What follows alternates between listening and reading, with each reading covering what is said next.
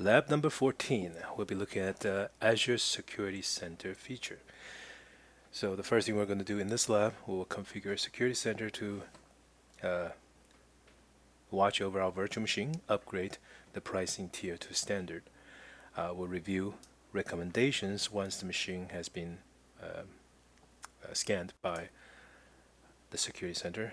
We'll take a look at some recommendation that was generated, perhaps implement them, implement some of the recommended configuration to improve security. We'll also look at a feature called just-in-time VM access. Now, this will dynamically create NSGs to protect our virtual machines. All right, and we'll see the secure score can be used to compare or determine the relative security postures of our infrastructure. All right, so let's navigate to the Azure Security Center.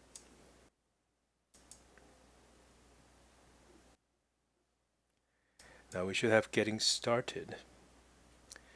So at the moment, the Defender plan is off. We can select upgrade. Okay. Now when you select upgrade, you should be able to see your pricing tier and settings of your subscription. Just like that. All right. So we have the Azure Defender turned on. And at the moment, there is one virtual machine in our subscription. All right. Now we're going to go to the data collection. Now we want to review a setting known as auto provisioning. Now make sure that you know that if you enable this auto provisioning, any new VM that you deploy or existing VM. Okay, so this will apply to all the new VM you will create and any existing VM in your subscription. Okay, and if they don't have a log analytic agent extension, this will deploy them automatically.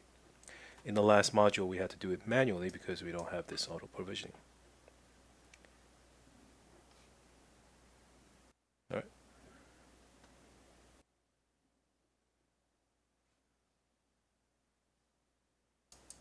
All right. We can choose the log analytic workspace that we had created in the lab 13. So rather than creating yet another workspace, I am just going to use another workspace. Okay. Now this should not affect us because our machine's connected to the same log analytic workspace. Right. Give it a second to save. All right, so now I'm going to navigate to workflow automation. These workflow automation allows to trigger action based on things that's detected by the security center. Okay. Look. So this is where you can configure an alert based on threat detection or based on security center recommendations.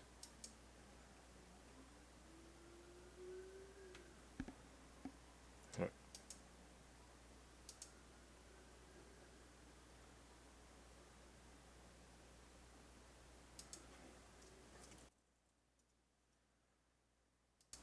All right, so I'm going to put in that resource group.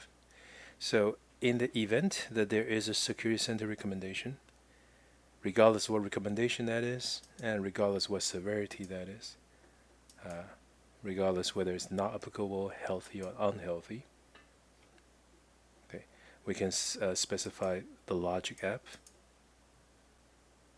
that you would like to trigger.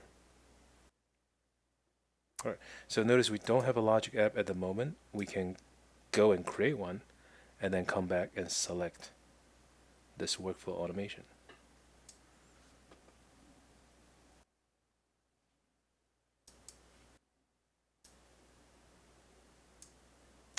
So if you want to respond to the recommendations or alerts, you can create a new logic app, and the process is designed for non-developers. This is no code alert response. So I'm going to create a sec center demo app. All right, let's keep that in East US. A logic app lets you pick and choose the triggers, the logic steps that should execute in response to those triggers. So I'm going to create one.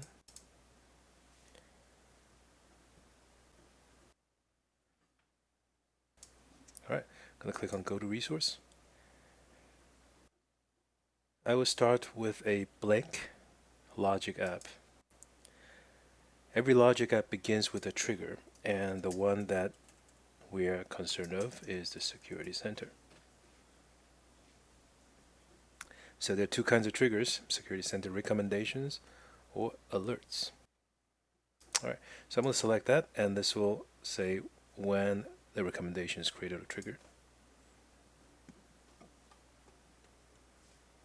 All right, so the next step, what do I want to do when that happens? Okay, perhaps I want to send myself a text message, send me an email. So I'm going to just say, Outlook.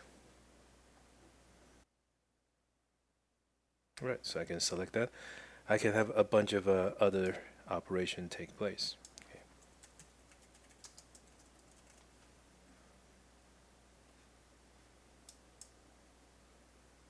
Okay, there's no actions for Security Center.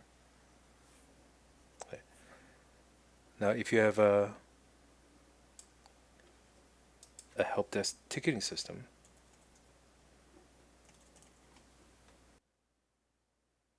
okay.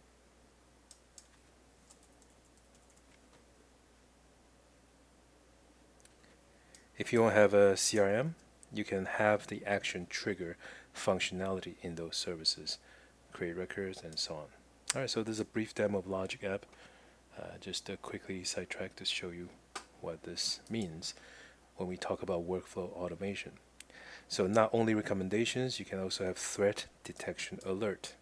Okay, so what is the alert name contains certain keywords. So these are all the potential alerts names. Okay. All right, so these are all potential security alert.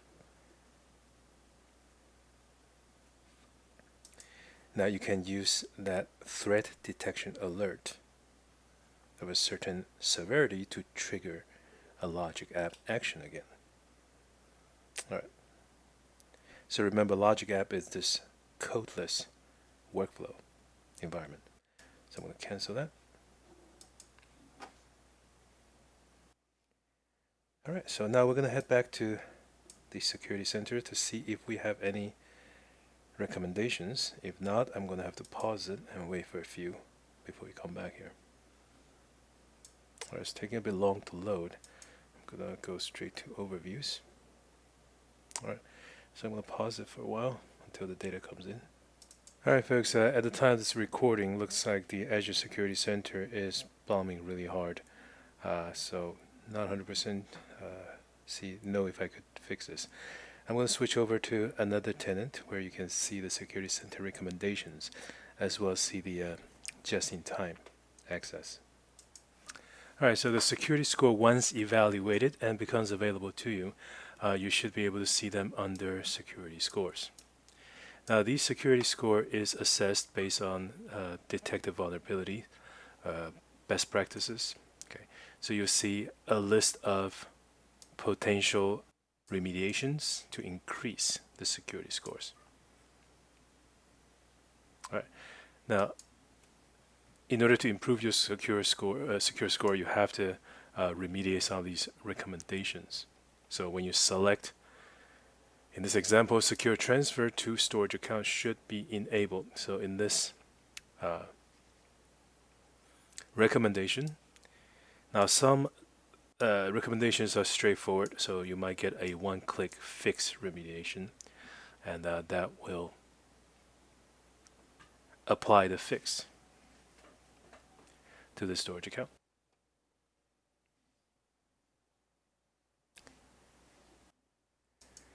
One of the very common recommendation in protecting VM access is to enable just-in-time VM access.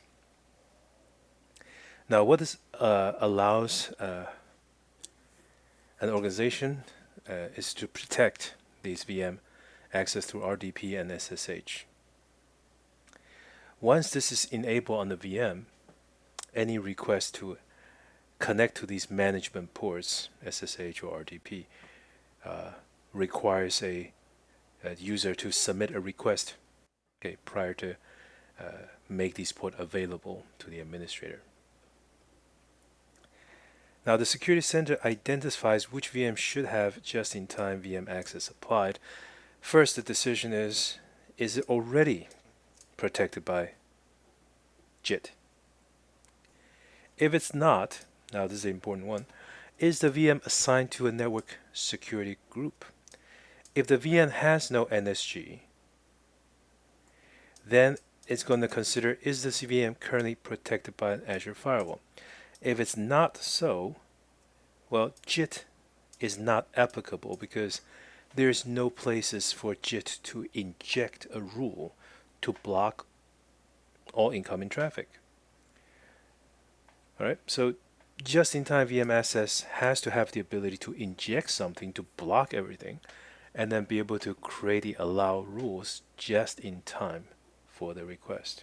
All right, so make sure you understand that if the VM doesn't have an NSG to begin with and there's no firewall in Azure firewall protecting the VM, and the machine is considered not applicable, it's still a risk. It's just that it's not something that JIT can help you with. All right. So if the VM does have NSG, does the NSG have allow rule on any one of these management ports? Okay. If the NSG does not allow any of those ports, then just-in-time VM access isn't needed because there is no remote management access to these VMs anyways. These are PowerShell remoting, SSH, and RDP. Now, if any of these management ports is open, do we have an Azure firewall standing in front of it? Now, if there isn't, we will recommend you to use JIT VM access to protect your machine. Okay. If there is one, does a firewall rule have allow rule for them? Okay, if they do, we also need to recommend just-in-time VM access. And once again, if they don't have any of these port open, it is a healthy VM. We don't need to protect it with JIT. All right, so manage just-in-time access. All right, first we have to sort of go to just-in-time access from the Azure Security Center. All right, look for one that's not configured. Select management port. Okay. How long should the port be open for? Or if the port should be open at all. So if you don't need certain port, this is a machine that doesn't need 3389, you can just turn it off. All right, so this configures the machine for just-in-time VM access. All right.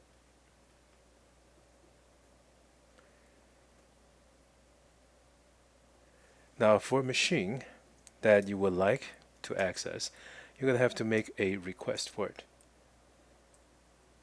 All right. So one way you can go for it is just go to the just-in-time VM access page, go to configure, select machine, and request access. Now you got to do this once you finish requesting access and the port is now open. You'll have a time period which you can access this port